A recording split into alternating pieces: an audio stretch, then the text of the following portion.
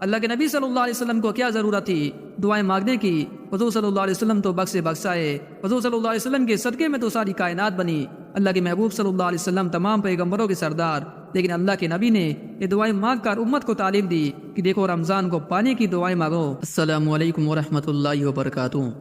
رجب کا مہینہ شروع ہو چکا ہے اور اب رمضان کا مہینہ شروع ہونے میں صرف 2 مہینے باقی رہ گئے ہیں۔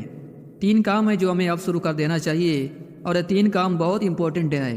آپ دنیا کا سب سے خوش نصیب انسان ہے وہ شخص جس کو رمضان کا مہینہ مل گیا۔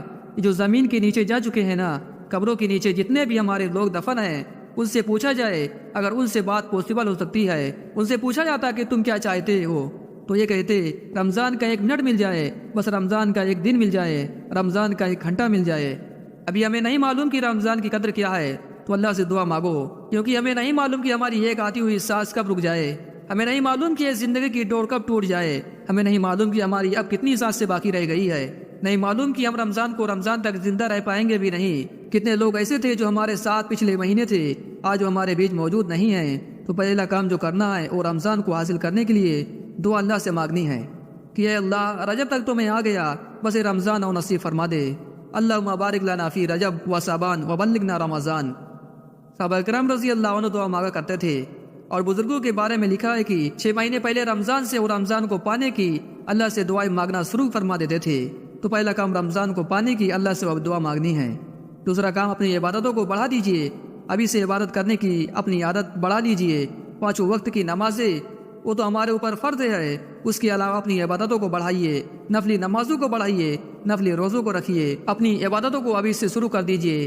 تہجد کا اہتمام کریے، دعا میں خوب وقت صرف کیجئے۔ آپ کو پتہ ہے نا، جتنا بڑا مہمان گھر پہ آ رہا ہوتا ہے ان کے لیے اتنی ہی زبردست تیاریاں کی جاتی ہے۔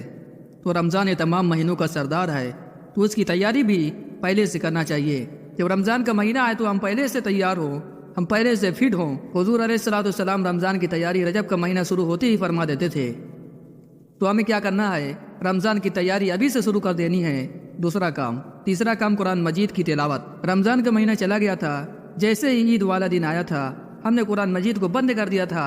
مہینوں گزر گئے، رجب کا مہینہ شروع ہو گیا، 10 مہینے تقریباً گزر گئے۔ اب قرآن مجید کی تلاوت شروع کر دو، تاکہ جب رمضان کا مہینہ آئے تو ہم قرآن مجید پڑھنے کے لیے تیار ہو چکے ہوں۔ 1 پارہ پڑھنا ہمارے لیے مشکل نہ ہو، قرآن مجید کی تلاوت ابھی سے شروع کر دو۔ پاؤ پارہ، آدھا پارہ، 1 پارہ ابھی سے پڑھنا شروع کر دو، تاکہ جب رمضان کا مہینہ آئے تو ہم قرآن مجید پڑھنے کے لیے دم تیار ہو چکے ہوں، ہماری عادت بن چکی ہو قرآن مجید پڑھنے کی۔